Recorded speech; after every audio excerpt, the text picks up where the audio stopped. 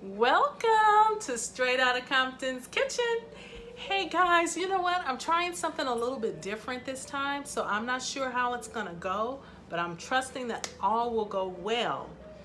Um, what I'm doing is I'm taking my phone's camera and turning it horizontally instead of having it portrait, because I notice when I upload any videos to YouTube, I've got that, thing, how the video's in the middle and then you got these two big black black things on the side unless it's been muted out or something. So I decided, let me just try to see how it will go if I just do it horizontally. And Roland Martin, he always says, listen guys, if you're going to be sending me a video, send me a video of something that was recorded horizontally. So I guess that's what he means, so that you won't see these black sides on the side. And I may keep doing this for a minute because I got a little sinus infection or something going on with my ear, my left ear. But anyway, how are you doing? That's what I want to know. Are you having peace in the midst of this pandemic? Well, listen, I trust that you are.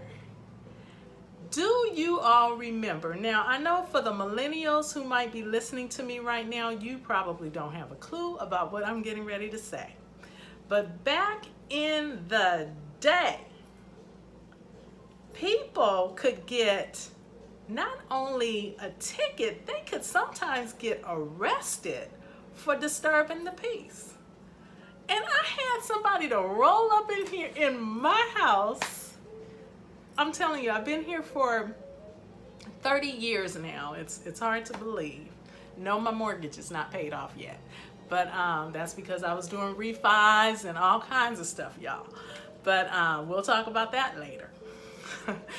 But listen, I've been here 30 years and I've entertained and I've had people over. Like I told you, I'm my mother's child. And I'm just like her when it comes to that. So, I have peace in my house, and people who come by to visit, that's one of the comments that they have when they walk in.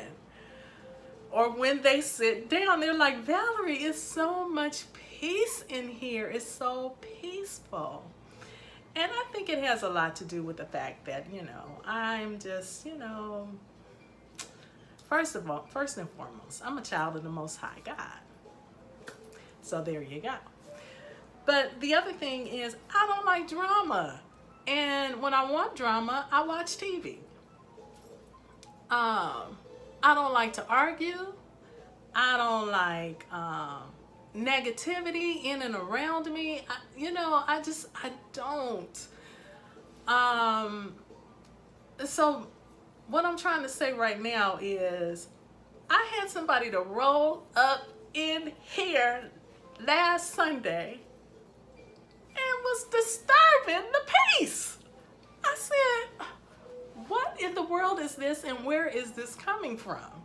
So I'm not gonna say any names. I'm not gonna say a gender. I'm just gonna say someone came in my house disturbing the peace. This individual said that they didn't like how I was saying something and they didn't like what I was doing in my house. And bottom line, that person has, what do I want to say? That person has not the authority, but that person has the capability of hurting me. And I'm telling you what, when they came in here, they let it be known that they were upset about it. They let it be known that they did not want it going forward anymore in the future. I mean, they just laid down the law in my house. And I just want to tell you how I chose to deal with it, because I said, I'm having a conversation with myself while I'm having a conversation with the individual. And I'm saying, self, Valerie, this is getting ready to be a big argument if you let it. And I said, I choose not to let it. So you know what I did? I told the individual, you guys, I'm laughing now, but I'm telling you, I cried for 4 days. Sunday, Monday, Tuesday, Wednesday was the last day that I cried about it. Thursday, I was all right. I could talk about it without crying. And the only person that I shared it with was my mother. Oh, so now you know it wasn't her. Anyway. Anyway, let me go on. I discussed it with my mom. And wow. I was like really thrown aback. So what I said to the person, in order to keep the peace in my house, I said, you're right. And I'm wrong. I sure did. And I'm telling you, after I said I'm wrong, they didn't say nothing else. It was just quiet. It was so peaceful. But I told the individual, I said, going forward, now I know that that's something that you don't approve of in my house. But in order to keep the peace between me and the individual, I chose to tell the person, you're right, I'm wrong, and going forward, you know, I know how to handle it. Because I could have went into the, well, I told you in the text message that blah, blah, blah, and you said, and I thought you understood. I could have went through all of that, but it wouldn't have changed anything, and it was just going to cause more confusion. So I just said, you know what, let me just tell this person, you're right, I'm wrong. See, the thing about me, I love to dance. I don't know if you knew that. I was in a line dancing class. I love to dance. I love music, all kinds of music. And my most favorite dance is the cha-cha. You know, the cha-cha, you just up and cha-cha-cha and back and cha-cha-cha, go forward, go back. Hey, and you can spin around and all this, that, and the other. But the thing is, I said, I'm not getting ready to cha-cha with you. I'm not getting ready to cha-cha with you. I don't want to go back and forth with you about something that I thought we had an understanding about. I'm not going there. And so, yes, guys, I cried a good 4 days off and on.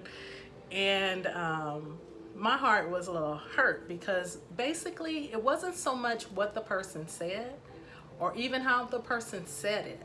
What it was, I was misunderstood. You taking, not that you're taking my kindness for weakness, but you really did not understand what I was trying to accomplish. It's kind of like this.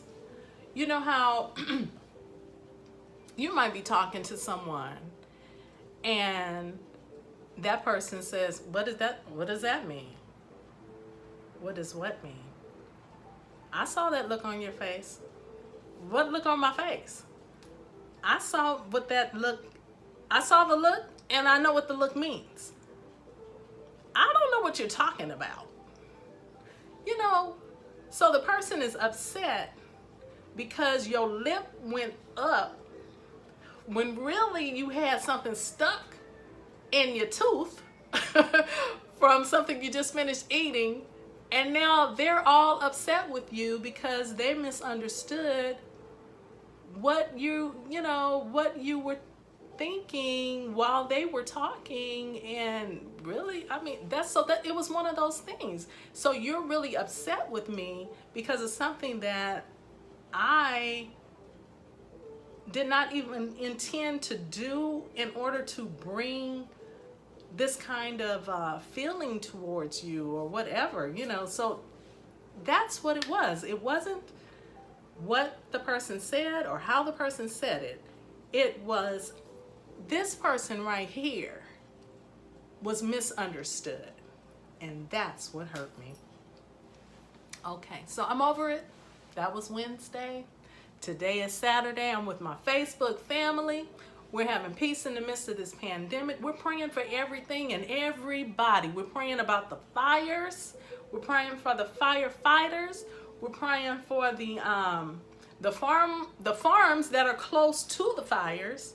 We're praying about that. We're praying about the farmers, the farm workers picking the fruit and the vegetables while these fires are going on. And now I just read that they need help from Canada and, oh gosh, I forgot, but Australia, I believe. They're asking if those firefighters can come over and help. So Lord Jesus, oh God, your mercy, God, on the United States of America. The whole thing is we've been taking his mercy for granted, his grace for granted. So I'm praying for us too, that we get it right with him. Repent, turn away from your wicked ways, he said. Then I will hear from heaven. Then I will forgive your sins. And then I'll heal the land. So it's, God believes in doing things in order, decently and in order. All right, so with that said, today I am going to make that zucchini bread that I told you guys about. And then I think I may come back on tomorrow and do egg rolls. A young lady that lived with me for a short period of time taught me how to make egg rolls. So Aja, I get her mixed up with Big Shot's daughter, Asia. So Aja lived with me for a short time. And yeah, she taught me how to make egg rolls. And then let me tell you, Aja, if you're listening, because she's in her 30s now. She was like a teenager then. She was probably about 17, late 30s. She's in her late 30s now. So she was about 17, still in high school, and had the nerve to be walking in the rooms of my house with me in the rooms and not saying hello, not saying good morning, not saying good night. What? Who does that? So I said, you're smelling yourself. You're smelling yourself. And so anyway, wait, listen, long story short, she didn't stay here for very long. Okay. All right. So with all of that out of the way, we're going to make zucchini bread. I pretty much I've gotten everything prepared. It's here on the countertop. And I'm just going to be pouring it in. And, we can kind of talk as we go. So I want you to know I shredded my zucchini. The recipe says do not drain any of the juice from the zucchini. Let it go on in there. And do not peel the zucchini. Let it go on in there. So I have to shred it. So that's been done. Let me show that to you. Because Vivian, if you're listening, I know you want to see. All right. So that's my shredded zucchini. This is the yellow popcorn bowl that my mother used to have. She would pop popcorn. I think they were doing it, on the stove where you had Jiffy Pop popcorn and you had it in a foil kind of a thing, and you shake it over the heat of your. I'm getting my mind is racing. I haven't had my coffee today. But anyway, it was the Jiffy popcorn in a little foil kind of a thing. It had a handle. And anyway, she would pop that and pour that into a big bowl. And then we go and sit down and we'd watch television or whatever. And then she'd say, I'm going to go get you your own bowl. Why? Because you're just picking through trying to find the buttery pieces. I'm just going to pop you your own bowl. So anyway, long story short, this is the same bowl when I was a little girl. And my mom would make popcorn, and we'd sit down and watch television together. Or we take the, let me see if you remember this. We take the popcorn to the movies, the drive-in movie, and we'd have the Folgers coffee can in the back seat because we were not going to the concession stand. So I'll let you think about that Folgers coffee can, empty in the back seat of the car on the floor. And each of us would use it on an as-needed basis. Just memories, just memories. Okay, so you take the shredded zucchini, that's 1.5 cups. And then you take 1.5 cups of sugar. So when 1 cup of sugar. 1 cup of sugar. I'm using the monk fruit that I told you guys about. I think it was a couple of weeks ago. So this is a new, I really can't talk. This is a new sugar substitute. And it's all fruit and vegetable based. And so I'm gonna pour that in. Next, we have brown sugar. And you just need I got my measurements over here. 1/4 cup of brown sugar. So we'll just put that in on the side. Then we have olive oil. And you just take 1/3 cup of olive oil. I just put it in a bowl just to kind of speed up our time. Then you take a little bit of applesauce, just 1 little cup, 4 ounces of applesauce. Put that in there. Now the most amazing thing about this zucchini bread is you do not have to use any milk. So the less dairy, the better.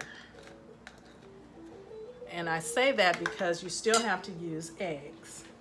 All right, so speaking of which, we got a brown skin egg and a light brown skin egg. I'm trying to let you know that eggs matter. Eggs matter. It don't matter what color shell they're in, it's what's on the inside. Now I could use the white eggs, but I don't buy those anymore. I buy these. These are the, did I not keep that out here? Oh man, I wanted to show you guys. I use the free caged. Ooh, I use the free caged eggs, which means the chickens are outside running around. They're not in some factory. Okay, so those are the eggs that I use. I'm just gonna crack those, put them in here. 1, 2. And I'm telling you, the yolks look the same. All right, so I'm gonna mix that in real good. And then I'm gonna add, ooh, this already looks good.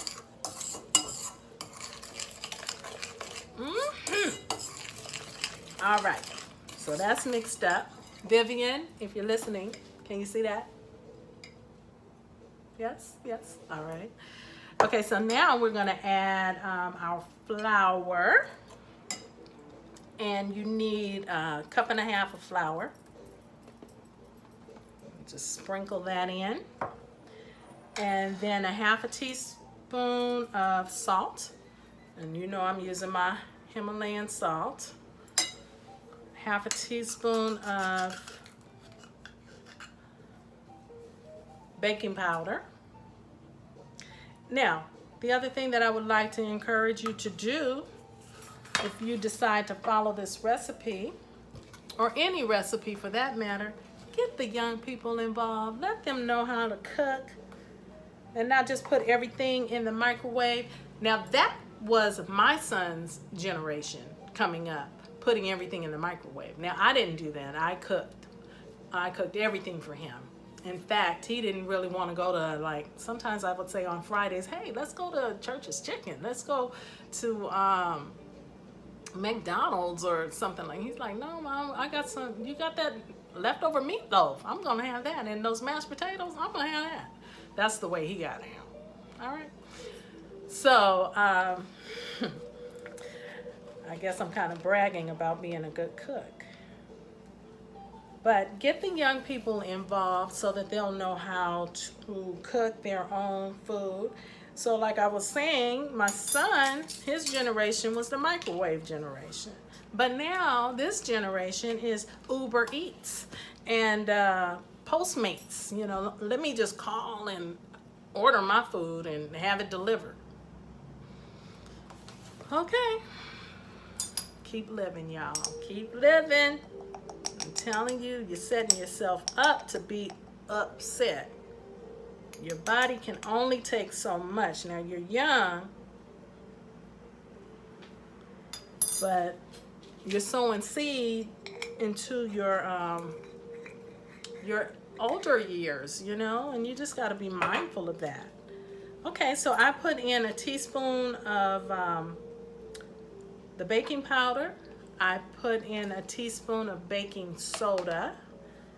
I put in a teaspoon of cinnamon.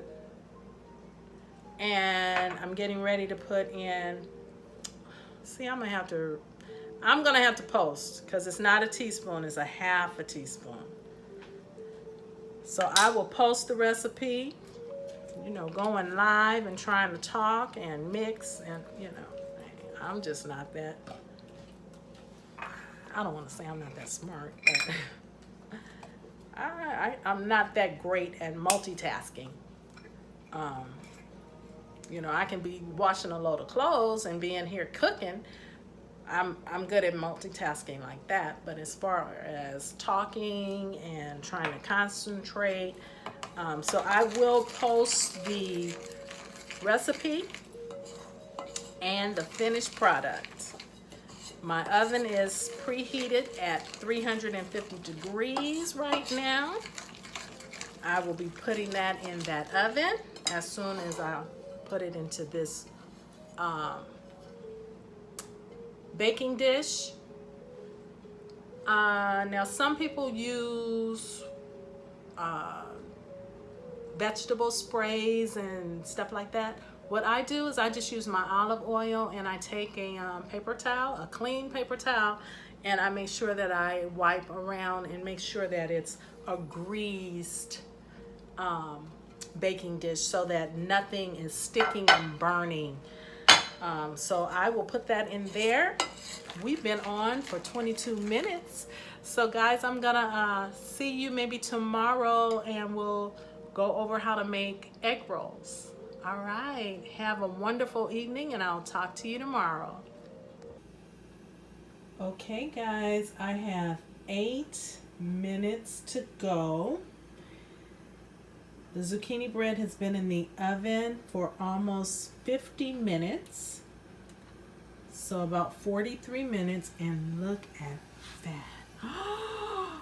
It's beautiful.